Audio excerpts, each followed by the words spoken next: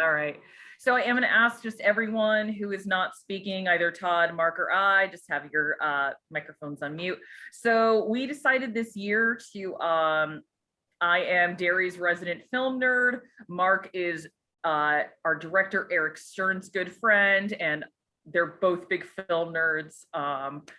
But Eric and I couldn't yell about the Oscars together because we work for each other. So Mark is also a wealth of film knowledge and is subbing in, and Todd is the one he's our moderator. He also wrote the questions that we have for tonight.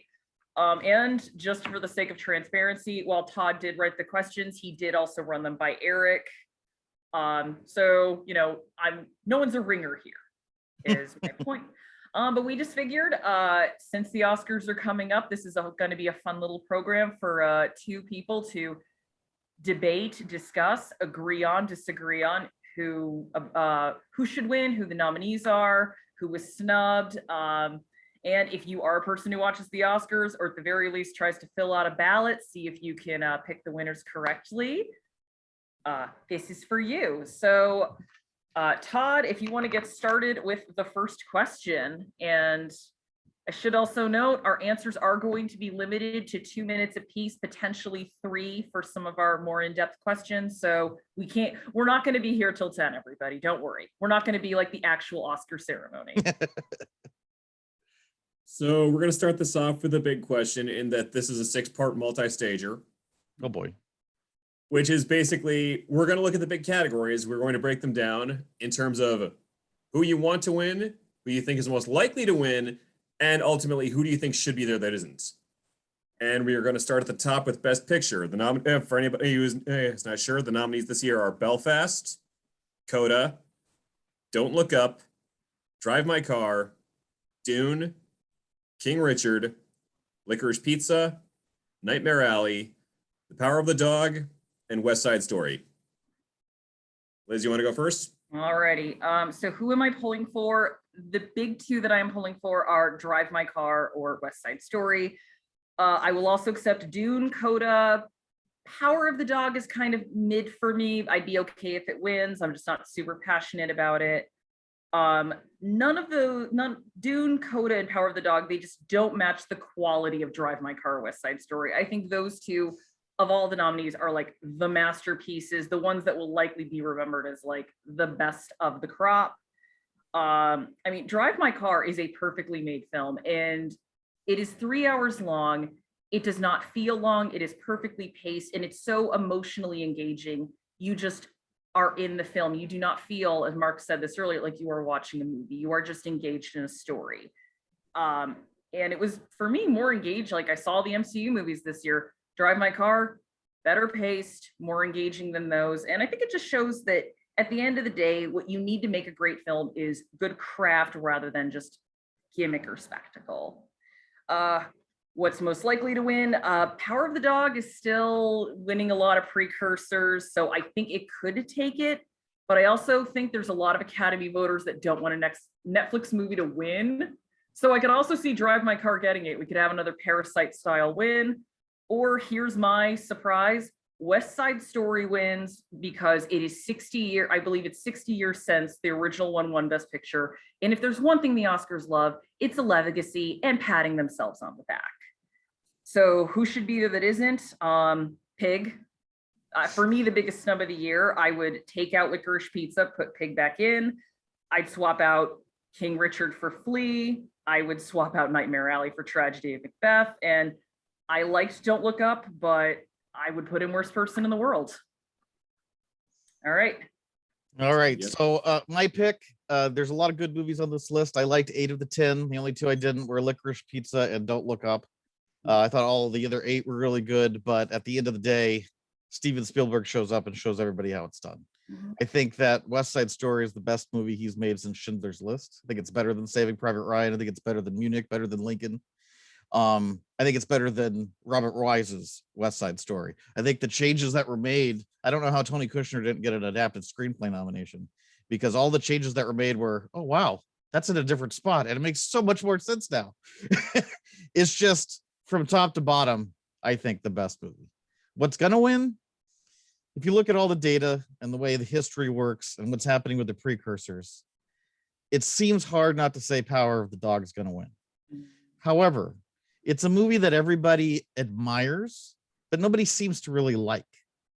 So I think what's going to happen is that Jane Campion's going to take Best Director, and that Spielberg's going to take Best Picture, which will then just even add to the history of him and the Oscars, which has always been somewhat tenuous, but he's never had the combination where he's won picture and lost director. So that's what I'm hoping happens, because I want to see West Side Story win Best Picture. I really don't see anything other than those two winning. A lot of people thought Belfast had a chance, but it's not winning enough pre-stuff. And it's cute, but it's really the small movie. What I would have put in instead, I liked Being the Ricardos. I liked Mass. I like Spider-Man No Way Home. I'm a populist, and when a movie is made for entertainment and completely hits all the buttons, I think it should get there. That being said, I would have voted for West Side Story over it, so I can't get on the Academy's case, because if you know how they vote, number one votes count more. But my big snub, I know Liz's is Pig. My big snub for the year is Mass, which a lot of people didn't see, but you'd think the Academy voters would have. Yeah. And especially the Screen Actors Guild, how they didn't nominate that for cast ensemble, but they put Don't Look Up in, which is the worst use of tone in the history of film. I do not understand. That comes campaigning. That's all I'm going to say on that, because we just hit the 2-minute marker. By the way, good call on Mass in general. That is a Mass is weird movie from last year. Okay, moving on to Best Director. Same questions apply for anybody who's for anybody who isn't sure. The nominees are Kenneth Branagh for Belfast, Ryusuke Hamaguchi for Drive My Car, Paul Thomas Anderson for Licorice Pizza, Jane Campion for The Power of the Dog, and Steven Spielberg for West Side Story. And go. Oh, Mark, it's your turn. All right, I'll start this one off. So, I mean, Campion's probably going to win here. There's a big push to get more women to win the directing award. We've had 2, including last year with Chloe Zhao. It's a little bit funny that Campion came very close to being the first in 1993, but she lost to Steven Spielberg for Schindler's List. So I like Power of the Dog. I actually liked it more than I was expecting, especially what happens with Cody Smith-McPhee's character. That to me was the draw of the movie and the surprise. But again, it just feels like one of those, oh, that one. Okay. And in 10 years, we'll be talking about these 5 movies instead, but that's nice. So I'm hoping Spielberg can upset it, but I think Campion's got it here. In terms of who I think should be there, everyone I mentioned in the Best Picture category, I think both Liz and I, picture director, pretty much the same. So if you think it should have been up for picture, you should think it should have been up for director. If anyone saw Cabin in the Woods, the pothead in Cabin in the Woods is the guy who wrote and directed Mass, which is hilarious. What? Fran Kranz is the pothead in Cabin in the Woods. He wrote and directed Mass. Mind blown. All right. Go ahead. Okay, mine is, I think we're going to be in pretty much agreement. I'm okay with Campion. I think she's a great director. Yeah. And I'd love to see her win. Again, I'm all for the push for getting more diverse winners for Best Director. People are like, well, they've had 2 women win. Yes, in how many years? Oh, yeah. Right. And how many women nominated? But who am I pulling for? I'm pulling for Hamaguchi again. Yeah. Drive My Car is just an exquisitely crafted movie. But if I had to really, really choose, I would go with Steven Spielberg. And I'm going to say this, I was so skeptical of West Side Story when it was announced. And difficulty level? Is that what you're basically saying? I was skeptical when it was announced, and I was not sure if Spielberg was the director who could pull it off. And when I saw that movie, I was so glad I was wrong.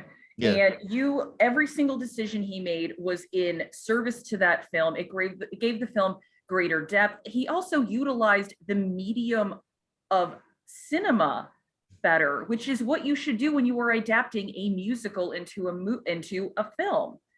The choreography is better, the scope is better, the cinematography is better than the 1961 version. He absolutely uses the cinematic medium to his advantage.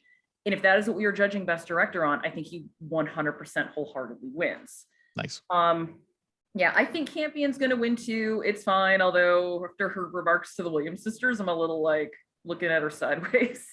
What did she? Like, I didn't. I have to look that up. I didn't hear that. she said, I'm going a little over. She basically just said, "Oh, you girls didn't have to, fight the way I did." And I'm like, if you know about tennis in the world of tennis. Why is she picking on that one? Usually they pick on the one they think might beat them. It's weird. Yeah. But who I think should be there? Paul Thomas Anderson is the one I would swap out, but who I think should be there is Denis Villeneuve. I think he did a fantastic job with Dune, and I would have loved to have seen him get some accolades, but I think if/when he pulls off part 2, he is getting the Peter Jackson treatment. I thought the same thing. He got the Directors Guild nomination, but I kind of felt that Dune will get its due if part 2 is what part 1 was. So. All right. Good. Okay. Moving on now to Best Actor. Same questions apply. And the nominees are Javier Bardem for Being the Ricardos, Benedict Cumberbatch for The Power of the Dog, Andrew Garfield for Tick, Tick, Boom, Will Smith for King Richard, and Denzel Washington for The Tragedy of Macbeth. Liz, the ball is yours, and go. I have to say I'm not too excited about this category because my main guy is not there, but if I had to poll, I really liked Denzel. I thought he gave a very good interpretation of Macbeth. And I think a lot of people would play him or overplay Macbeth as a power-hungry man. I like the decision he made to play him as someone who just decided on a whim to be like, let's take this last stab at glory. I love the fact that he's almost tired by the end of it, like this weary man who realized he just made a big mistake and he's going to pay for it with his life. I'm a sucker for a Shakespeare adaptation. So again, my bias is there, but of anyone, I'd pick him. Who is going to win? This was hard because for a while, like there was no front runner and then it was Benedict Cumberbatch, but now I think Will Smith won the BAFTA and he won the SAG Award. So I never thought I'd see this, but it's looking like Will Smith is going to be an Oscar winner, which I'm okay with it. It's a makeup award for the great work he did in Independence Day. No, jokes aside, he actually is a good dramatic actor who usually just gets stuck with awful movies like Collateral Beauty. So I'm like, good for him. Who should be there? Where's Nicolas Cage? This is the best performance he has put out since adaptation, and it's a very restrained performance, also an emotionally raw performance. Like he really dug in deep. And it's a movie that reminds you why he was such a great actor in the 1990s. The other one I would say is Hidetoshi Nishijima from Drive My Car. That movie doesn't work without him. It's nominated for Best Picture. He should be there for Best Actor. And they did this with Song Kang-ho for Parasite too. This movie doesn't work without these lead actors, but they're nowhere to be found. And it's a shame because he is the second best performance of the year for me. So I'll agree with Nicolas Cage. I think Nicolas Cage should have been nominated. What we'll disagree on is I think this is a great category. 4 of my 5 top picks are here. And the one that I would take out is the one that you picked, which is Denzel, which I thought got the nice try award. I didn't think he was bad. I just thought he was by far the 5th here.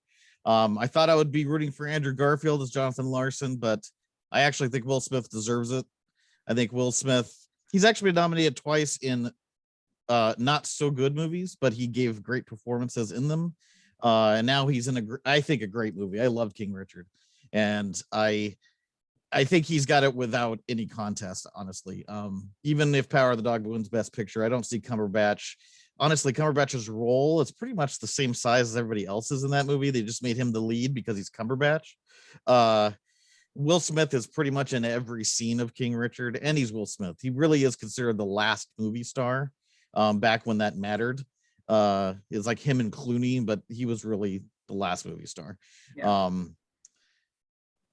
And I think Cage should be there, and I think that's pretty much it. Yeah, I mean, I liked everybody else, but I agree. Nicolas Cage and Pig, that's going to be a movie I think as years go by, it'll have a cult following. I was thinking of Sling Blade and Winter's Bone when I saw it, for 2 other what I would call art house films that I love. I love Winter's Bone because it doesn't tell you everything. You have to get it from the visuals, and Pig very reminded me of that very much. Oh yeah. Actually, before we move on, Todd, could I give a shout out to just two other really good performances? Go ahead. Okay. I would like to two of my other favorite male performances this year, Simon Rex and Red Rocket. Again, that was what I knew was a long shot. And Udo Kier in Swan Song. Udo Kier, if you're not familiar with him, is mostly known for B movies, but this is a wonderful, heartfelt performance. And again, another long shot, but would have liked to have seen him here if I ran it. They don't give child awards anymore at the Oscars, but I think if they did, Jude Hill would have got it for Belfast. Yeah. Because he kind of really upstages all the adults in that movie. I don't know. I think was it Catriona Balfe? Yeah, I was surprised she didn't get nominated. She was a big we'll get there. Yeah. God, up next. Perfect timing, because actually next up is Best Actress. And the nominees are Jessica Chastain for The Eyes of Tammy Faye, Olivia Colman for The Lost Daughter, Penelope Cruz for Parallel Mothers, Nicole Kidman for Being the Ricardos, and Kristen Stewart for Spencer. Mark, I believe you're starting this one?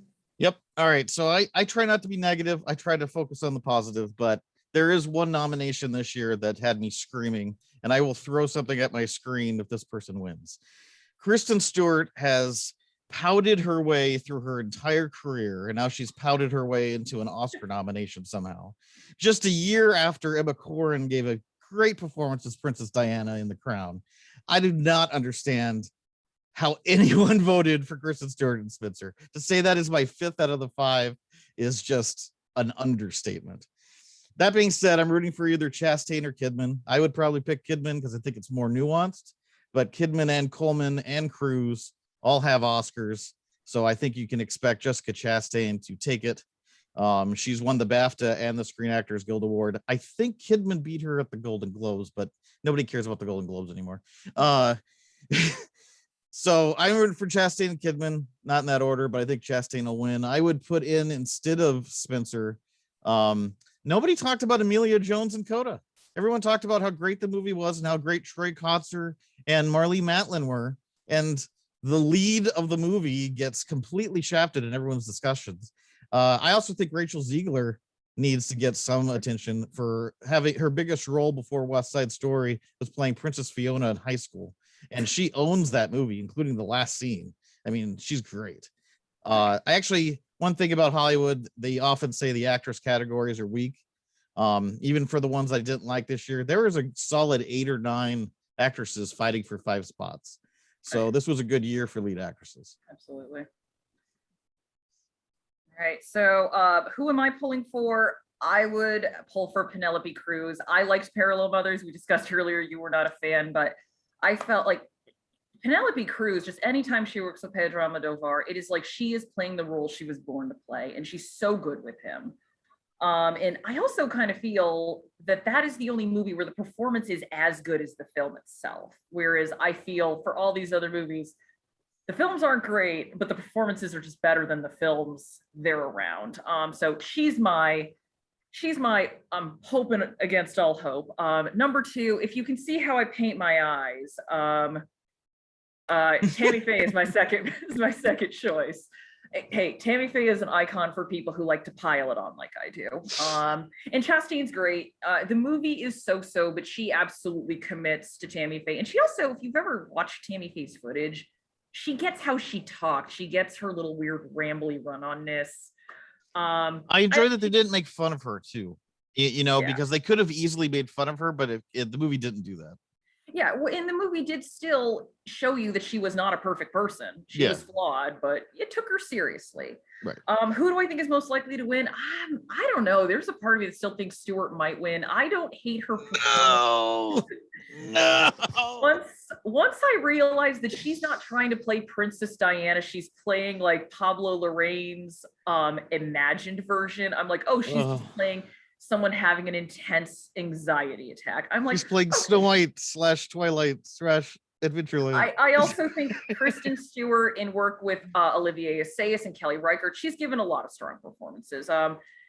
This is not the one I'd award her for, but Chastain winning the SAG is a sign, but it's worth keeping in mind for both the SAG and the BAFTA. She didn't win the BAFTA. Someone else did. It's Joanna Scallon. But for the she didn't win the BAFTA? Oh, no, okay. she didn't. I thought she did. she didn't have to compete against Kristen Stewart. So that's a little wrench thrown into that. And we're not mentioning Olivia Colman, which a lot of people are picking to win 2 in 3 years. So she is actually the one that I would not have here. I love Olivia Colman. Me too. I don't think her performance is not the best performance in the movie. That is Jessie Buckley's. I would put in Taylor Page's work in Zola. Her character is, she plays Zola and she's the straight man of the movie. And it's very hard to play the straight man without being boring, especially when you're in a movie with full of off the wall characters like Zola. But she's the character we're on the ride with, but she's never boring. She plays Zola as someone who's smart, resourceful, has a good head on her shoulders, and she never lets the movie get away with her. We are always connecting with her. And it's a more understated performance, and I wish those would get more awards. Also, apparently she did all of that pole work herself, which I think that alone deserves an award. Who else I would like to see there? On that note, actually, we're over 2 minutes. Oh, can I just give my... Yeah, if it's one more, I'll let one more go. All right. I'd say worst person in the world for best actress, Emily Jones. Toko Miura could also be there in place of Nicole Kidman. Sorry, Mark. No, love it. All right. Sorry about that. Okay. Now moving on, best supporting actor.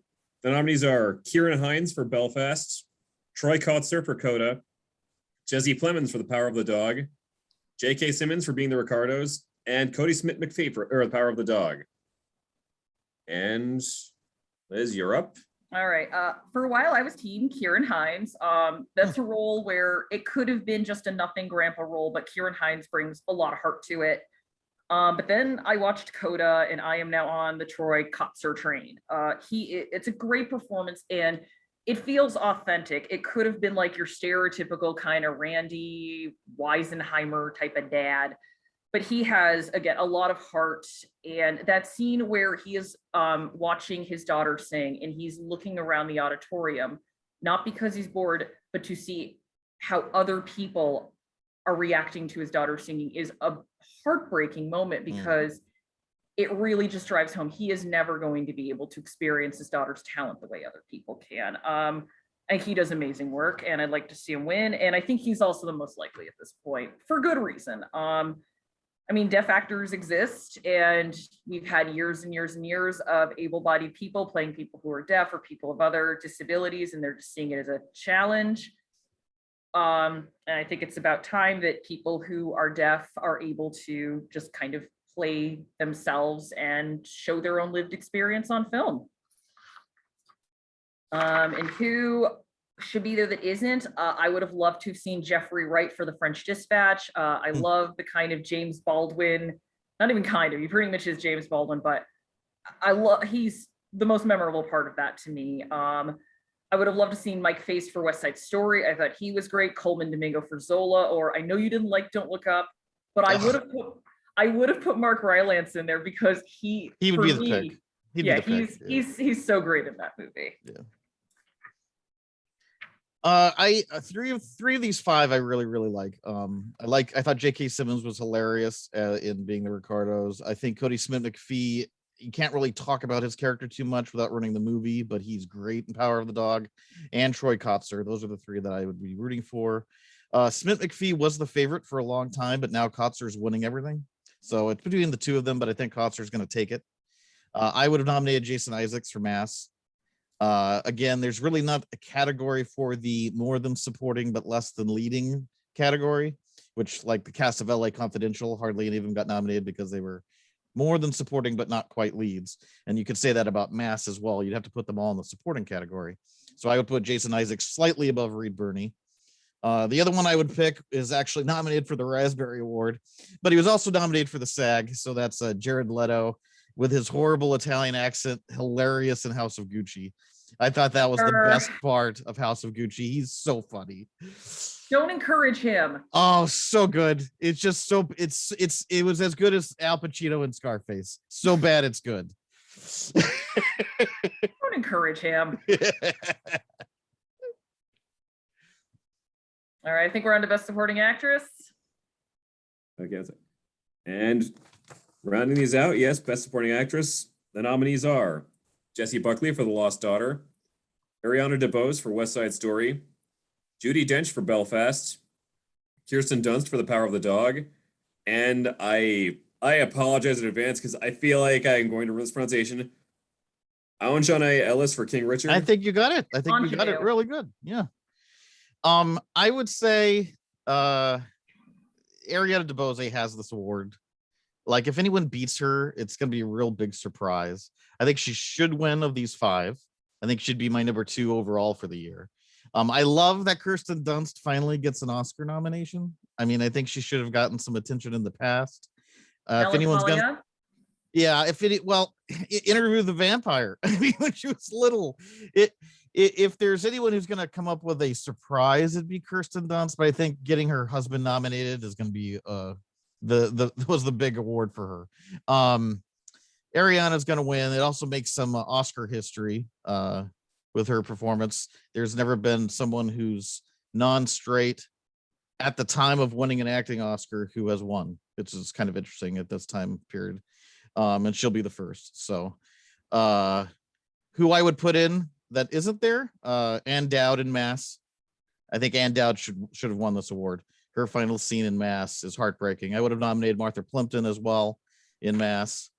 And a movie that I said I didn't like, but I thought the person who stole the movie, Catherine Hunter in The Tragedy of Macbeth, as the witches and the old man, I thought that the 3 or 4 scenes she was in were the scenes of the film. So I had to look her up online to see who she was. All right. I am with you. I want Ariana DeBose to win, and she's not the lead, but she is the star of West Side Story. And just like her predecessor, Rita Moreno, she is a very, very talented person. And when she wins, I cannot wait to see Rita Moreno, who will probably be the first person clapping for her. It's gonna be sweet. It's hers to lose. And I don't think she's losing it. Who should be there? I'm okay with most people here. Judi Dench is the only one I'd really take out. She's not bad, but she's not the person I'd nominate from that movie. And I think Katrina Balfe might technically qualify as lead. I would have loved to have seen Gabby Hoffman. I think she gives a wonderful performance. Come on. Riley Keough for just being the ridiculously repugnant Stefani in Zola. When you see Zola, you'll see why. Park Yu-rim from Drive My Car. She's the one who is the mute who speaks Korean Sign Language. She's just such a gentle presence in that film. And her final scene with Nishijima when he's performing Uncle Vanya is so much of why that works. And her just embrace of him at the end makes for a beautiful end to that character's story and arc.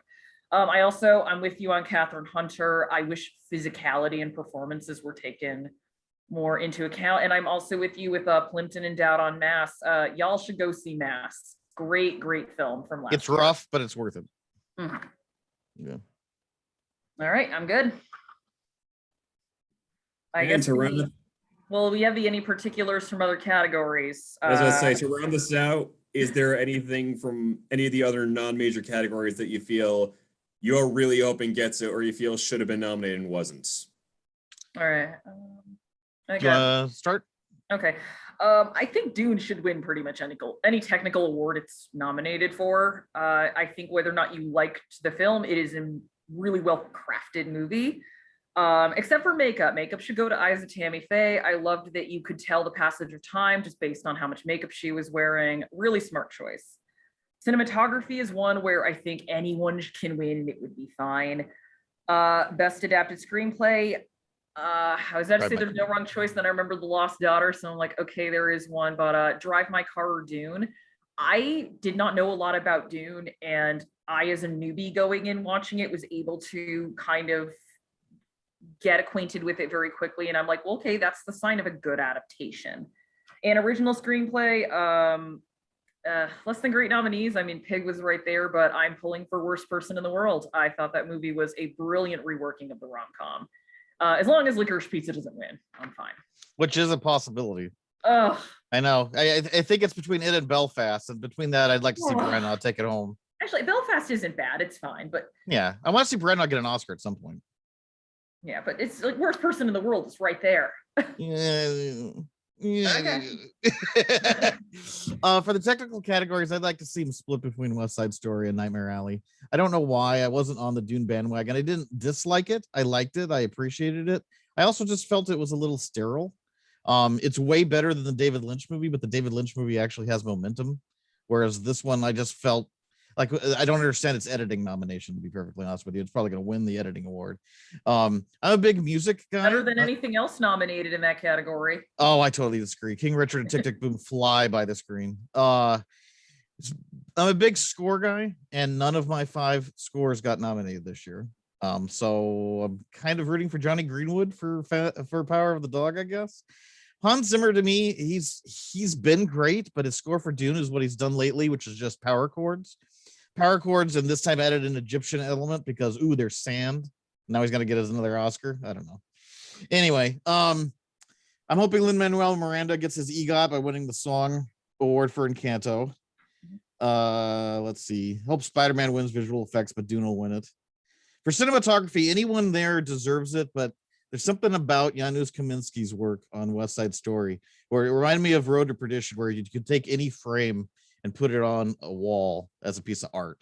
But I guess you could say the same thing for Nightmare Alley and Dune. It's a great list for cinematography. One thing we didn't talk about was Flea. Oh, we're going to. We're going to? Okay, well, I'll wait. All right. So speaking of which, Todd, the next question. Before we close this out, I'm going to throw one last hand grenade out there as far as the technicals that should have been nominated. Malignant for best makeup. Yeah, it's not a bad choice, actually, because that is critical to the last part of the movie. Yeah, like also, that Todd, Gabriel design stands out. I'm surprised you didn't mention the Green Knight, considering we found out that was all makeup. That is another where, finding out that was the Knight himself wasn't mocap. I'm like, come on, guys. It's like A24 just sat this year out. It just means they didn't market it, they didn't campaign. Yeah. But since you had asked, we're coming up on our next question outside of the main nominations. Among this year's standouts, there's been the precedent-breaking Danish movie Flea, which has managed again, previously unheard of split nomination for Best International Feature, Best Documentary, and Best Animated Feature. With the layouts as they are, do you think this has a chance to actually take its Oscar history even further and actually net multiple wins? Who's going first this time? Mark. Okay. So multiple wins, no chance at all. No chance. Drive My Car's winning international film. I mean, Flea and Worst Person in the World got other nominations. They didn't get Best Picture. So Drive My Car, and this isn't the Grammys that does that stupid thing where they nominate something for Best Album and then it loses Pop Album. Drive My Car is up for Best Picture. It's going to win foreign film. Documentary, I think Flea comes in second to Summer of Soul. I don't see Flea. I think Flea's documentary style is too new and different. They like to give the documentary award to the documentary, as it were. But animated film, I think there's a chance. There's no Beauty and the Beast this year. There's no Toy Story this year. All of the ones that are nominated are fine. They're not terrible. They all have exactly the same point and exactly the same ending. And so I think Flea could overcome Encanto, which is, probably the one that would beat Mitchell's and the Machines. They're both, again, I didn't really like Luca, but I liked the other two and I liked Rhea. But nothing ended where I was like, oh, I can't wait to own that. Flea ended and I was like, wow, that's different. That's a really good movie. So I'm a populist. I'm usually not the one defending the artsy fartsy movie, but in this case, I would vote for the artsy fartsy movie, and I hope Flea wins. I'm kind of with you. I don't think it's winning all three. I think Drive My Car is getting Best International Feature. It's a foregone conclusion. I actually think documentary was its best bet, although Summer of Soul winning the BAFTA makes me reconsider. Animation has, with the exception of Into the Spider-Verse, the past 10 years, it's just the Disney Award. And if you've ever read the Oscar anonymous ballots, they'll just go, well, I didn't see this, but my kid enjoyed this movie. So I unfortunately kind of write it off as winning animated, but maybe you'll be right. I think because there was enough hype and enough passion behind it to get it nominated in 3 different categories. I think it's coming home with one. It's just, I think it's probably between documentary and animated, because I could just see the animated film splitting their vote. You know what I mean? And I usually don't make that that'd argument be because I think it's a mathematical kind of fallacy, the idea of splitting a vote, because you can split a vote still lose, you know, you can say split a vote still win. But I feel like they're all so similar this year that it's not, you're gonna have the flea people and the non-flea people. So Okay, that's a good point. All right. I think we're on to next question. So this is gonna be a fun one. I'm actually gonna bump the counter up to 3 minutes for this. Oh boy.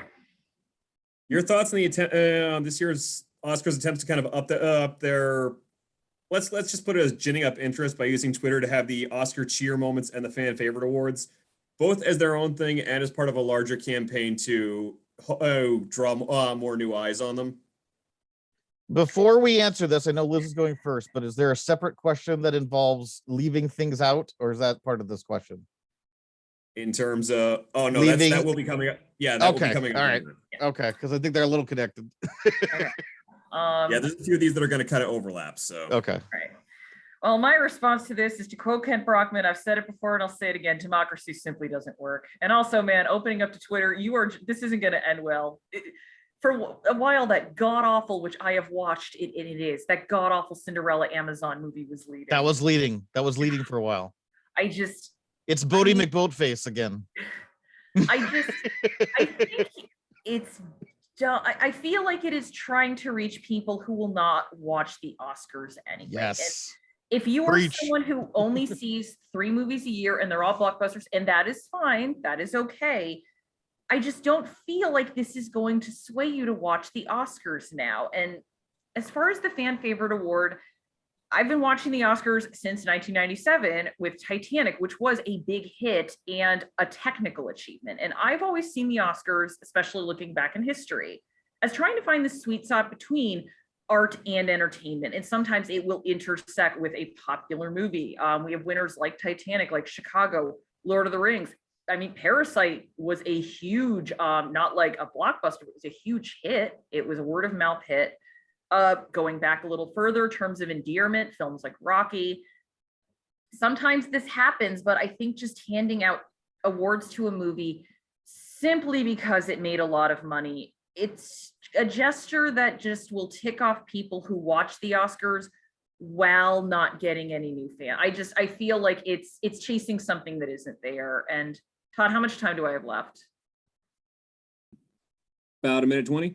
Okay, I feel like especially the why wasn't Spider-Man nominated for Best Picture, it feels like there's something very about it that doesn't sit right with me. It's like, okay, Kevin Feige, you've made all the money in the world, you've changed the landscape of cinema, you've saturated our culture, and you want an award now too. I mean, there's nothing that this movie did that was very groundbreaking as opposed to films. Totally disagree. Totally disagree. As opposed to films like Titanic, like Star Wars, like Raiders of the Lost Ark. This is just, for me, it's nostalgia being fed back to us. It's, hey kids, that movie you liked 10 years ago, we're now putting them all together. It's a fan service movie. And again, films are subjective, but I don't think that makes it worthy of an Oscar. I mean, if there's one thing I'll give Michael Bay never begged for an Oscar. His movies made a lot of money. He goes, yeah, I'm fine with that. I don't need awards. So that's my piece. So I'm gonna respond to what you said before I answer the question. And my response would be is I don't think Kevin Feige was begging for an Oscar for Spider-Man. I think he was pointing out that there's the bias from the 80s of popularity is back with the Marvel movies. And I think as time goes on, something like Avengers Endgame is going to be compared to The Searchers, as here's a movie that ended a 23 movies saga, and everyone who likes those movies was satisfied. Game of Thrones didn't do it. Star Wars didn't do it. But Avengers Endgame did it. There were people that didn't like Avengers Endgame, though. But they're silly people. And and the same thing happened back in the day with Westerns. Westerns got no love. High Noon and Shane got nominated for Best Picture because they were a little bit artier. Searchers got no nominations, I don't believe, because it was a Western. We're not even going to look at it that way. And I think superhero movies in the future for this time period will be like slasher movies from the 80s or Spielberg and Lucas movies from the 80s, which the 80s Oscars should be totally upended with John Hughes and James Cameron, as opposed to who's actually there. Now, to the actual, you want to respond before I do? I was about to say, you said the Lucas movie. Need I remind you, Raiders of the Lost Ark was nominated for Best Picture, and actually, I think should have won, especially over Chariots of Fire. But agreed. Yeah. I just think just because a film is a franchise that ends well, it doesn't always mean it deserves an award for it. I just feel like it already has its place in history. Are you saying that it shouldn't because it's popular? Because I don't like that argument either. No, because it's not. I think there's popular, again, I just listed off a bunch of popular Right. movies. Like Terms of Endearment was the second highest grossing movie of 1983. behind But- Return of the Jedi, which is more remembered now. I mean, I'm just saying. Yeah. I'm just saying. Rocky. I think what The Godfather.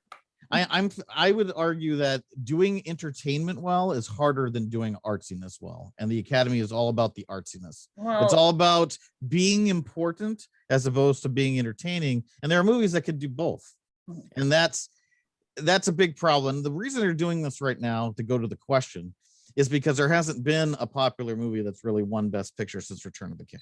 There's been hits. There's not been any blockbusters since Return of the King. The movie that's made the most money, I think, since Return of the King, I think, was Argo. It was a hit, but again, it wasn't like, oh my God, it's the top 5 box office.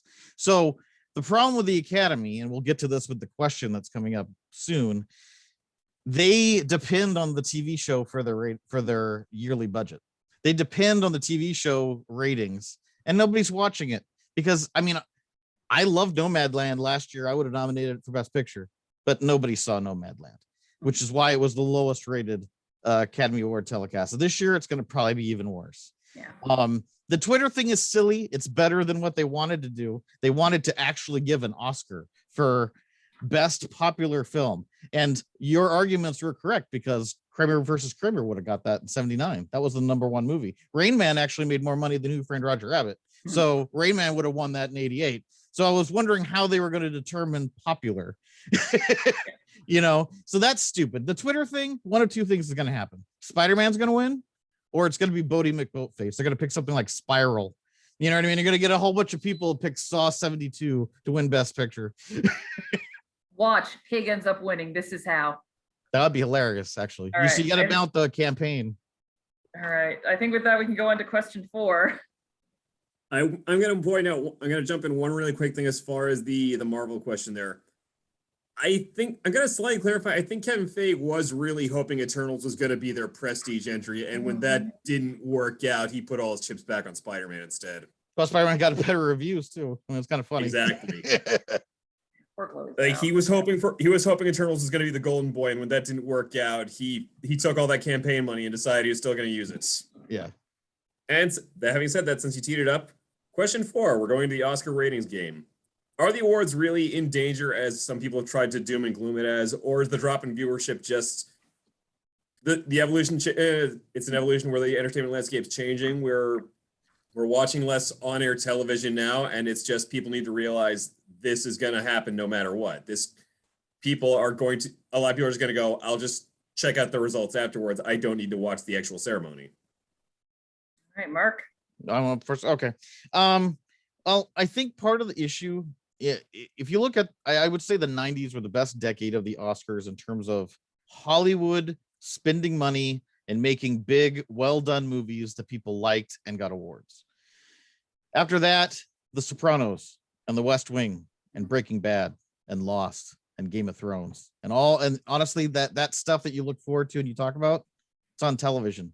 Now the Emmys are almost a bigger deal because what's going to win the Emmy after all these big water cooler TV series that are as good as the movies from the 70s and the 90s. So I think that's part of the problem. The Academy needs to figure out a different way to make money because you don't want people to start voting based on popularity, which I don't think they would anyway. Even if you're a member of the Academy, you're one of 7,000 people. You're not going to say, well, I'm going to vote for this so I get better ratings. You're going to vote for what you want to vote for. So that's never going to change. But I do think there is doom and gloom. The move to take some of the categories off television, the reason is because ABC threatened to not show the telecast if they didn't take 12 off. So I think they just need to make a deal with a streaming service. Make a deal with a streaming service that makes them enough money to keep their museum open their museum, make more money with the museum than the telecast, and move on. Because I mean, you can't wait for the next Titanic or ET to get you ratings every 5 or 6 years. All right, so Mark, I 100% agree with you on the they need to stream. I think even streaming it for free and having there be ads is something they could do. I mean, there's a lot of things that have changed here. I mean, most thing I'll hear people say if I look on just internet comments, which why? But they go, oh, it's because the Oscars have gotten too political, which need I remind you of Sachin Littlefeather. But moving on from that, I mean, as you put, the way people watch television has changed. People aren't watching live TV as much anymore. They're streaming it, or they're watching HBO, they're watching HBO Max, they're watching Netflix. And even the way that ratings are still measured on television, they still go by the Nielsen ratings, which is ridiculous. Absolutely. So yeah, streaming should absolutely do it. And I think just even like ABC, stream it live from the site or stream it from the Oscar site, and you just have to put up with ads same as everybody else. For me, the other issue that I kind of see is there's always this gap between the movies that are nominated and the movies that make money, and that's changed. It's not the way it used to be, even I think 10, 15 years ago. And I'll see comments like, well, I hadn't even heard of these movies, but I think it comes down to what is advertised and what is pushed and what gets a big theatrical release.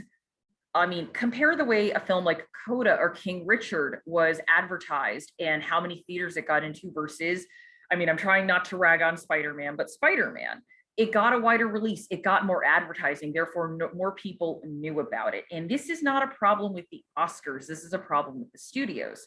Again, I'll bring up Terms of Endearment, which actually does still, if you talk to any woman, Terms of Endearment is up there as a big chick flick. So it still does endure, mind you. But that was, again, second highest grossing film of the year. It's just the films that are being made and marketed, mass marketed right now, they're not the small movies. They're the big blockbuster films because that's how they make money here and that's how they make money overseas. In studios, I think they ignore adults, or I should really see more, they ignore the smaller mid-budget films that are named just at adults.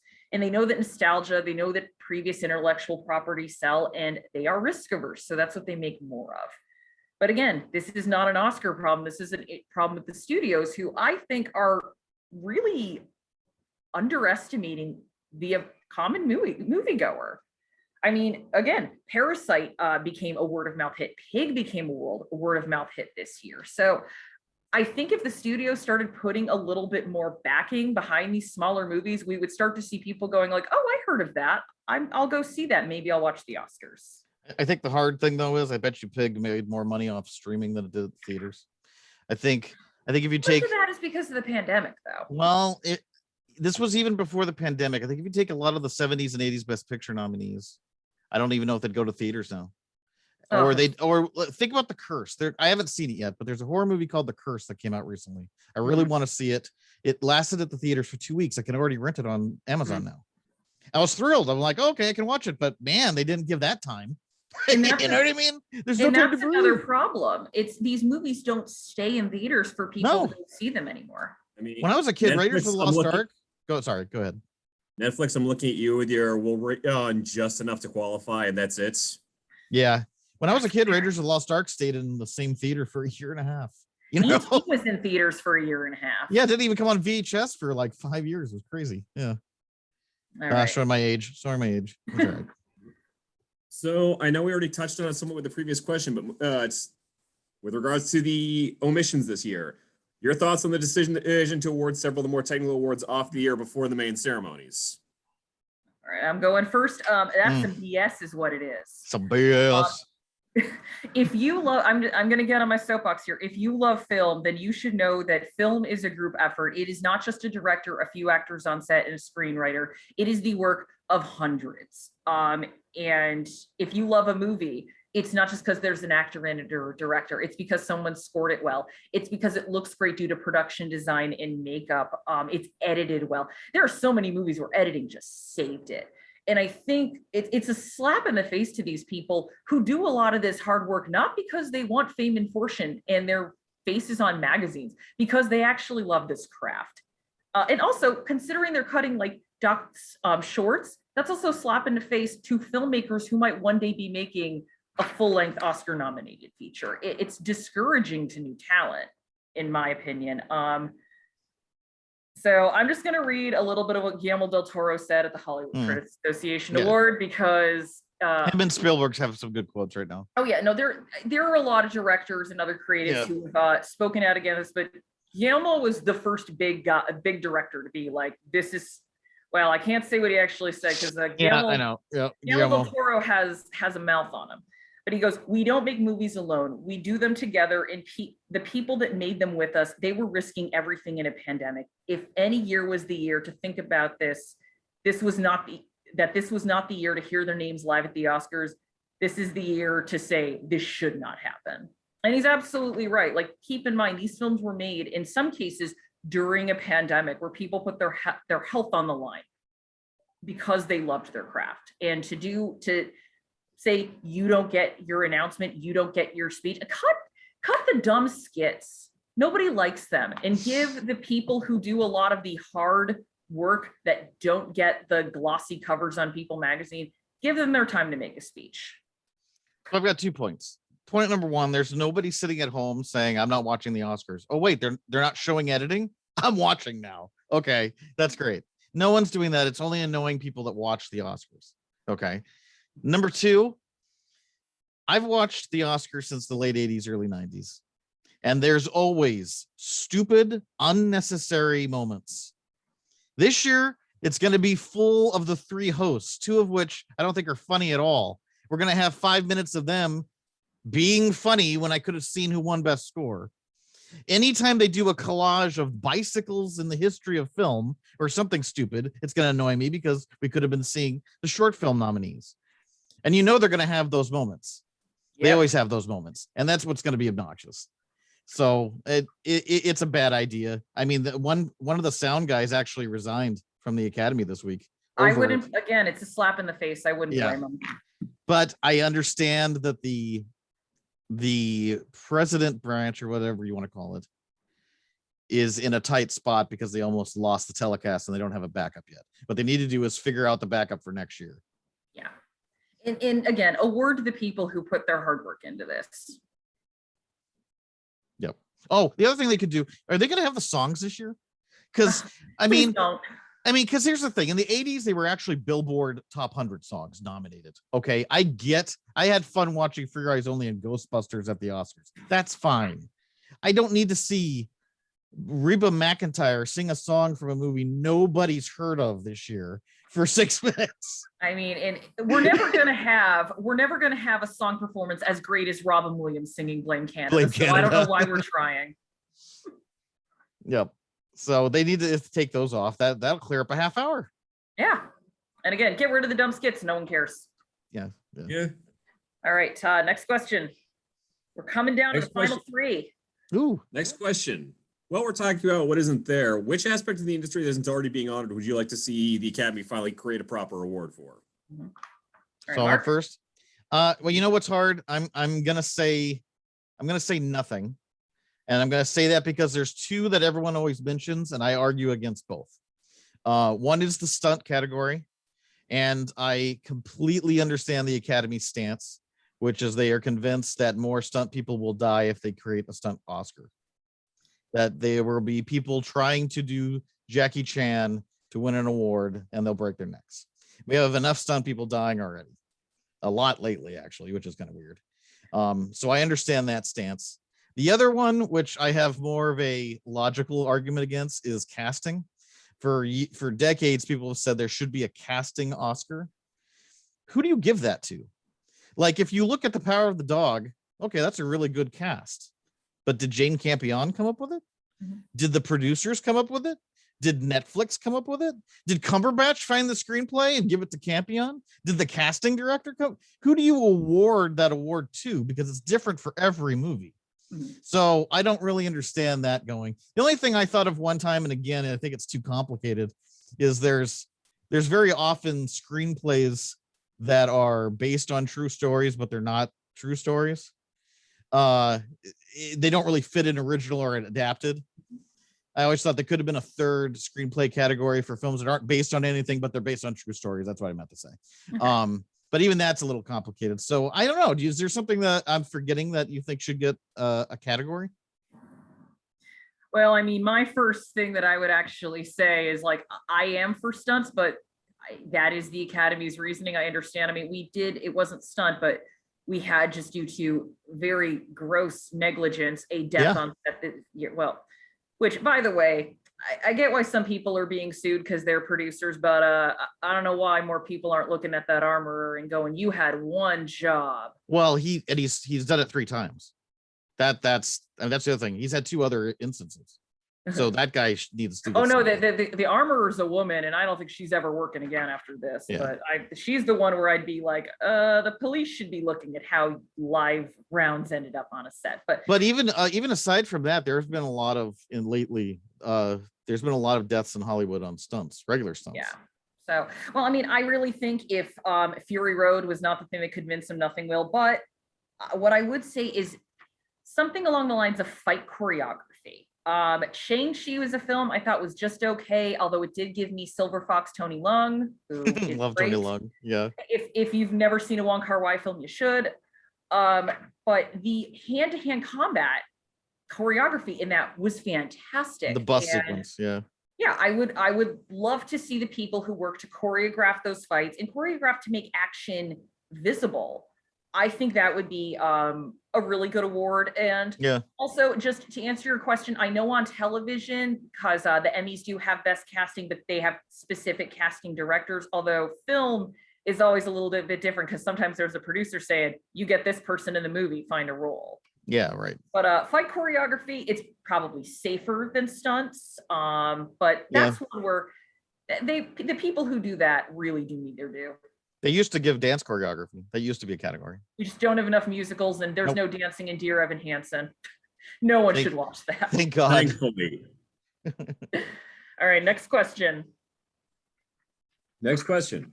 So, again, going back to the potential of the future of the Oscars, there's been a good deal of discussion over the changing nature of the Academy voter demographics over the past few years and how that's shifting the nature of who's been winning the awards. Is there a particular category you see as being more or less affected by these recent shifts compared to others? All right. I think I am first. So in terms of where I've seen very good shifts, mainly I would say the screenplays in Best Picture. I mean, we do need to keep in mind what is an Oscar film tends to change every generation, but just looking 10 years ago, the overall quality has improved. And I'm like, looking back at, let's say 2011's nominations, it's night and day. I could not see a film like that was a bad year. But that was a bad year. It was a bad year, I agree. But I could not see a film like Promising Young Woman getting nominated in 2011, let alone winning Best Original Screenplay. That movie was brilliant. Yeah. So I think we're starting to see again like a lot of smaller films winning. Or at least winning, getting nominated. They're starting to, I think, look in places beyond, World War II fare and biopics about British people. I was about to say that Crash wouldn't win nowadays, but Green Book won a few years ago. So I guess I have to take that back. I also think that one of the reasons we are seeing more foreign nominees, smaller films, is Bong Joon-ho's comments from a few years ago calling the Oscars like a local film festival. I think that's stuck in their craw a bit, and he wants to, I think the Academy wants to be a bit more international, maybe not compete on the global stage, but open it up a bit. In terms of a category that hasn't changed, it's animation. And it makes me sad because I love animation, and I was so excited when that category was announced. I think Shrek was the first winner, but we had Spirited Away winning. We had Wallace and Gromit winning. Wallace and Gromit is great if you've never watched it. But then around like the 2010, it became the Disney Award. And I said before, those anonymous ballots, most of them just say like, I just check off Disney. And it's just some of the choices, like a kid's movie about a rat that cooks, which is nice, but it won over Persepolis, which is a masterpiece and a much better film. Brave, which is a mediocre movie, wins over Paranorman. Wins over Paranorman. You had Fantastic Mr. Fox nominated, and Up wins, which I'm sorry, Up really kind of goes down in quality after the first 10 minutes. Up won for the first 10 minutes, yeah. Yeah. Stop motion is pretty much all but ignored with the exception of Wallace and Gromit. I think the nominees have actually gotten better, but it's still for the most part the Disney show, with the exception of Into the Spider-Verse winning. And I think that was a case where they could not deny that that was the best film of the year. And with Disney's war chest and all they have to advertise, I don't see it changing, even with the wider pool of voters. I would say that it doesn't have to do with the wider pool of voters. I think it's cyclical, and it has to do with the business. If you look at the 70s, there's a lot of independent movies and foreign films that got nominated for Best Director and Best Screenplay. And the reason is because they were spending money to get Fellini and Bergman and Kurosawa into New York and LA. You know, they kind of stopped that in the 80s and 90s. And now foreign films become a big thing again. So I think it's more of a business thing and a reflection of the business. My big thing is the visual effects category. Because when I was a kid, those were the movies I liked. Was what was in visual effects. And lately, it is no longer what's the best visual effect. It's which of these is nominated for Best Picture. That wins visual effect. I'm sorry, but First Man is the single worst choice for Best Visual Effects in the history of the Oscars. Not commenting on how the movie is one of the most terrible movies ever made. Ignoring that, the effects in it are no more groundbreaking than The Right Stuff from 1983. What is that doing winning a visual effects Oscar? I don't know. Now it's just what movie do I like the most in this technical category, and that's what I'll vote for, when they should be voting for the best in the technical category. I was about to say, oof, finally someone disliked First Man as much as I did. Oh my God. It was just, I hated that movie from start to finish. The Worst movie that Oscars year. is really trying to pull for Damien Chazelle, and I'm not sure why. I like La La Land. I liked Whiplash. I hated First Man. I think your point about it being cyclical is really is a good point. Like, a lot of it's a business decision, but with the opening up of the voter pool, they've gotten a lot of younger voters, and a lot of younger voters are people who probably watched a lot of stuff from the 70s and were like, oh, this is great American cinema. So I think that might also play into what we're getting nominated. So are you aware of the negative side of this? I don't know if you know the negative part of this. Go ahead and tell me. Well, the positive side is they want to be more diverse. They're getting more foreign-based filmmakers. All that's fine. The negative is they put in a rule that you're an Academy voter for 10 years, and then we'll re-look at it. And then they immediately got rid of a whole bunch of old white people, which caused Steven Spielberg, who's the voice of reason. I love the way he argues his point. He just came out and said, so Gene Kelly didn't do anything but Xanadu for the last 30 years of his life. Would you have kicked Gene Kelly out of the Oscars? Yeah, that's not, I think it's more just expand the voter pool. So you have to exactly. more votes, they whatever. don't need to get rid of anybody, but they should just. It's not pie. We can just expand it. Right. It's not pie. Hello. All right. I think we have one final question. And if we have time, Todd has a wild card question that we can answer. So this actually kind of ties in with the discussion about we were just having. So in light of the idea that the voter base is changing, do you see the role of campaigning in movie awards chances as having changed with it? I will again point to what Liz brought up earlier, the earlier campaign train for House of Gucci that seemed to run out of steam without having even the station in sight. Who's first this time? I don't remember. You're first. Okay, I'm excited. I like this question because you cannot win an Oscar through campaigning.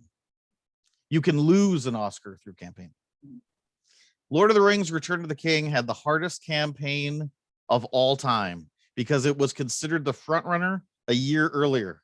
Everyone knew Return of the King was going to win. They had to be so careful in all of their ads not to suggest that they were expecting it, because they knew if they did that, they were done. 2 years later, Brokeback Mountain wins every precursor award. It's going to win Best Picture. Ebert puts it on his top 10, but he puts Crash and I think Good Night, Good Luck over it. And he's accused of being Everyone homophobic. makes mistakes. Nope, he's accused of being homophobic. And if you didn't vote for Brokeback Mountain, you're a terrible person. That was what was happening online. Mm-hmm. Well, you know what the Academy voters said? Well, a lot of these movies are good. I think everything nominated that year, but Capote was good. And they picked something else. That's what can happen in campaigning. I don't believe Shakespeare in Love beat Saving Private Ryan because people looked at an ad and said, "Oh yeah, I do like that movie better." No, someone liked the screenwriting of one and the directing of the other, and they had to pick. So that's my opinion. I think honestly, campaigning, all it can do is hurt you. The only times it can help would be something like Pig, if someone hadn't heard of it, the little movie that could.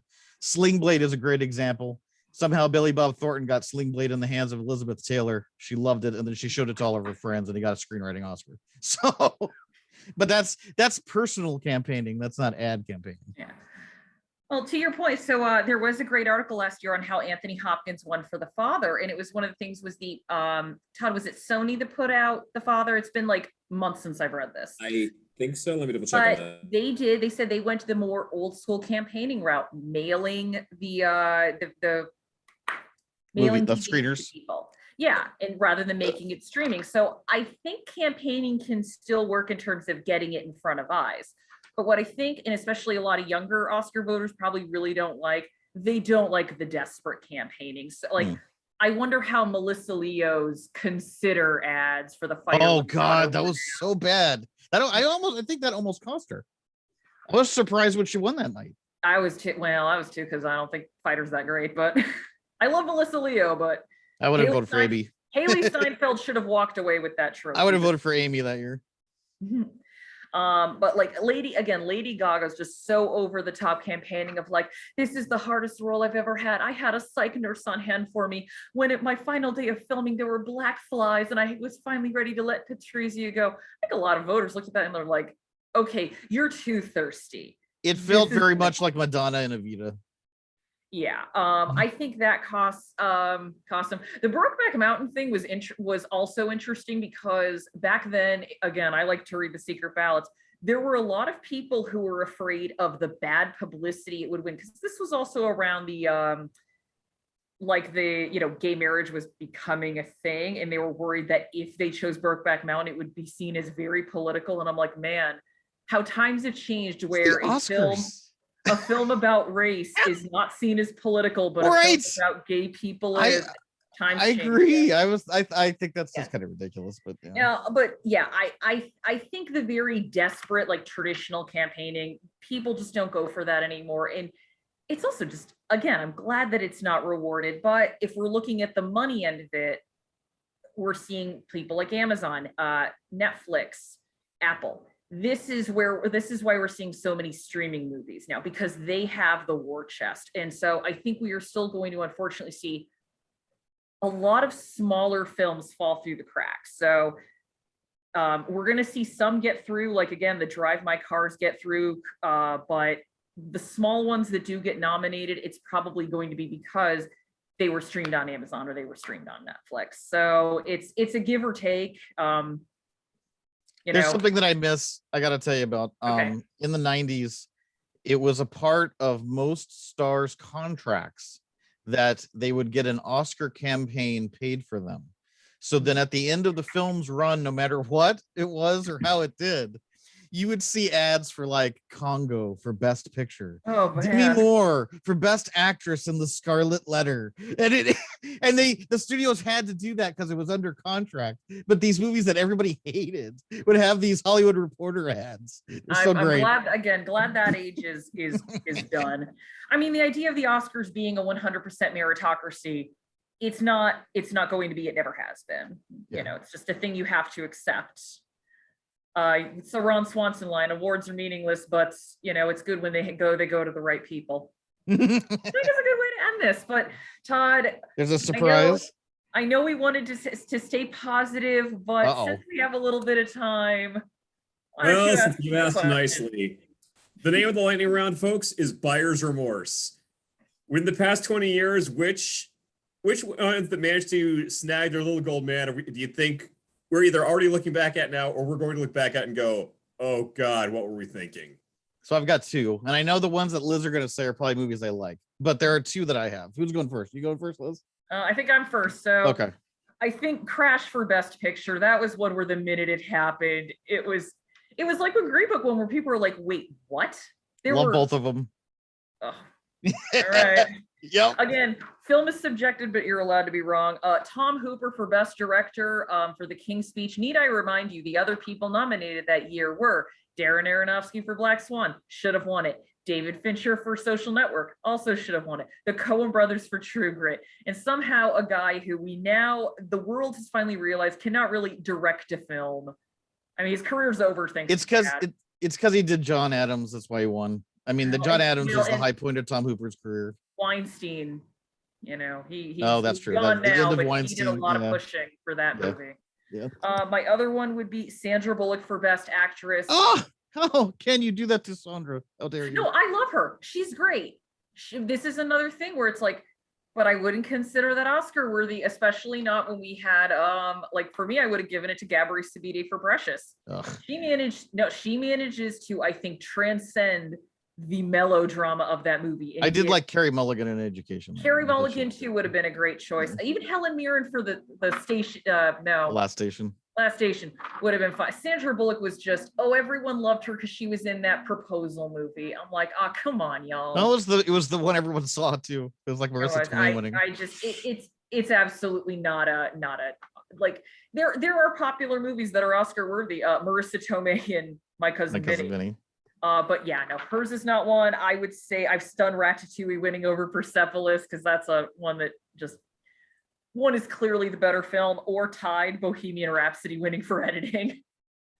And my final one is Jared Leto winning for the Dallas Buyers Club. Really? No, he's not a good performance, but especially considering we talked about it with deaf actors playing deaf characters, and people just go, it's just acting. But I mean, there are trans actors out there. There are actors that are trans women who can play trans characters. And I have friends who are trans, and they've said, like, when you have a man playing a trans woman, you are, whether you like it or not, or whether you mean to or not, you are reinforcing the idea that a transgender woman is just a man in a dress. Also, the fact that Jared Leto kept calling her like a beautiful creature, and he didn't seem to know the difference between a trans woman and a drag queen. I'm like, dude, get out of here with that. Also, Michael Fassbender was nominated that year. I would have voted for Michael Fassbender. Yeah, I mean, Jared Leto's performance was that very like, pay attention to me, I'm doing something brave. It's like, no, you're not. I thought he was good, but I wouldn't have nominated him. No, but you're ultimately just utilizing a marginalized group that already does not have the same opportunities to get roles as you do, just to make yourself seem like, again, a brave actor that's, stretching themselves. And thankfully it seems that Hollywood's moving away from that. I actually don't totally agree with that. I mean, and again, to go back to Brokeback Mountain couldn't be made today because it was made by 3 straight guys, but people loved it at the time and it was a good movie. Now it'd be, you have to be that to play that. Well, that's not acting. You don't have to be that to play that. Linda Hunt as a Japanese man in You're Living Dangerously is a great performance. And I don't care if people think that's offensive. It's great. It's called acting. Yeah, it is a great performance, but it's also one where it's like Drew McQueen talked about it. If it were made today, they would just be like, it couldn't be, but I think that's the problem of today and not of 1983. Actor. Yeah. Well, but the what's the movies that I don't think held up in the past couple of decades? I'm a Clint Eastwood fan, but I did not get $1 Million Baby. I didn't get that movie at all. Yeah. I felt like someone sat down and went, well, Rocky won Best Picture. In terms of endearment, won Best Picture. Mayor will win Best Picture. And I also didn't get Slumdog Millionaire. Like, I love the ending and I like Indian film, but I felt that, and that was, in my opinion, the worst year of 5 nominees ever. I think I dislike 4 of the 5. I think Milk was the only one that I would have absolutely hate. Yeah. But the Reader was terrible. I didn't like Benjamin Button. Frost Nixon had no point. That was just a really, really bad year. Yeah. But yeah, I mean, I just think the choices for the past decade, a lot of my favorite films were nominated for a lot, but they didn't get Best Picture nomination. Mm-hmm. Or like, I'm a big Christopher Nolan fan, except for Dunkirk. Of course, he's nominated for Dunkirk, but not anything else. Agree to disagree, but okay. Yeah. But yeah, is that the I think that's good. I think Brokeback Mountain could be made today, but I think, again, it's one of these, if it were made, it would probably just have more people who were queer on hand. Right, but I also think, and this might be controversial, but I think that's why it crossed over at the time. Oh, at the time, absolutely. Because it wasn't like I'm trying to give you my political message. It was, hey, it's a movie about characters and actors playing characters. Well, you know what I and mean? queer films were kind of in the ghetto in the early aughts. Like it was, Which is funny because when I was in college in the late 90s, I think that's when Velvet Goldmine and Hedwig and all these other words are coming out. I love Velvet Goldmine so much, but it's a story for another day. All right. Well, we have about, I think, 5 minutes for questions if anyone has any. Anyone think that we're wrong with our picks, or they think Belfast is going to come out of nowhere and sweep? Belfast, that'd be amazing. Kenneth Branagh's just like, he gives the Henry V speech. I like Kenneth Branagh, and I like Band Belfast. of Brothers. It'd be a wild comeback considering his last before this was that What in the Ever Loving Hell Happened to Artemis Fowl movie. Oh, he is the definition of hit and miss. I mean, he will make 3 stinkers and then he'll make something classic. Yeah. Yeah, no, hopefully y'all had fun with this. And again, just to clarify my point, I don't think a movie shouldn't be nominated for an Oscar because it's popular, but I also think just because it's popular doesn't mean it gets an Oscar nomination. Oh, no, of course. I know. I didn't mind Spider-Man No Way Home when I saw it, but the more I thought about it, the more I think the more cynical nature of it, and especially because Disney is just regurgitating 80s, 90s. I don't think they're regurgitating. I think they're doing what the Universal did in the 40s with the Universal Monsters. They're just doing it on a bigger stage. Yeah, I feel like and also, as opposed to something like Star Wars, which was, yes, it was influenced by other stuff, but it was like, wow, this was a game changer. I can't think of anything really game changing that No Way Home did. I would say something like Infinity War or Endgame was far more game changing than Spider-Man No Way Home. One thing that's important too, when people say, oh, I think Spider-Man should have been nominated, and I would have put it in my top 5, but it might have been 3 or 4 or 5. Oh, see, my favorite superhero movie of the year was The Suicide Squad. And even that, how far up would you put it? See, the way the Academy votes take, number 1 votes matter, number 2 votes kind of matter. After that, it doesn't really matter. So whatever your Pig would have mattered for you, and that probably would have been your vote. Yeah, exactly. I would have been like, it would have been great if it got a nomination, but I'm not going to cry if it doesn't. That's why Nightmare Alley snuck in, I think, at 10th. There's a small group of people that put it at 1, and it got there. I like Nightmare Alley. It was cute. It was good. I liked it. It was too long. I felt I love Guillermo, but I'm like, oh, someone should have been there. Like, Guillermo, we can shorten this by 15. It fixed the ending of the original, so I was happy about that. I agree with you on that. The ending is great, and also Kate Blanchett for Best Supporting would have been. Yeah, great. she got up for the SAG. She was really good. I stan Kate Blanchett's level of petty in that film. Oh, it's great. It's real. It's very, if you watch American Dad, Roger Smith. It's nice. There is a line from an episode of American Dad. It's like, are you really going to go after 5 guys over $20? And then Roger replies, are you really asking me this when I went after 6 people for 19 last week? It's that level. And I'm like, I'm okay with that. Sociopathic pettiness. It's wonderful. Yeah. But yeah, I'm hoping, my big hope is, again, Flea wins something because that movie's fantastic. It'd be sad if it goes 0 for 3, but it's gonna be, again, it's not winning foreign film. It's not. We know that. We're like, no. Drive My Car has that unlocked, but I will be very pleased if it takes either of the other categories. And also, I would just like to say to everybody, if you ever think the Oscars are rigged, remember last year when they were so sure Chadwick Boseman was winning Best Actor, they open up that envelope and it's like, Anthony Hopkins, who's over in England and asleep. He's asleep. Good night, everybody. Well, even Best Actress was a surprise. About him waking up to the news the next morning. Yeah. Actress was a surprise last year too. Nobody thought McDormand was going to win. Oh, I thought she was. I would really? love to see. Yeah. I thought it was between Davis and Mulligan. I really thought she was 3rd most likely. Oh, I loved Mulligan, but I was like, I think Frances McDormand's one of those that when she's nominated, she just tends to win. So I was gonna say one more, she ties Hepburn. It's crazy. Oh, I'd love it. I know. All right. Well, it's about 7:55. Thank you for coming tonight, everybody. And thank you. Oscars are on the 27th. All right. Thanks, guys. Night.